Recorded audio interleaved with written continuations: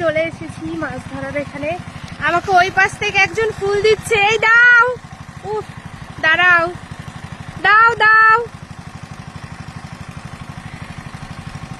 এই যে দাও, নিলাম।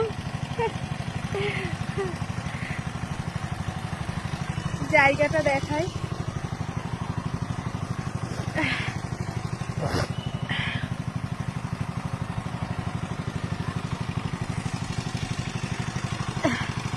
ও এই পুকুরে জল নিয়ে তারপরে মাছ ধরবে, তাই তো? একদম জল টানা হয়ে গেলে তখন মাছ ধরবে। জলটা তো মানে পুরো শুকিয়ে নিয়ে, সেটাই বুঝলাম।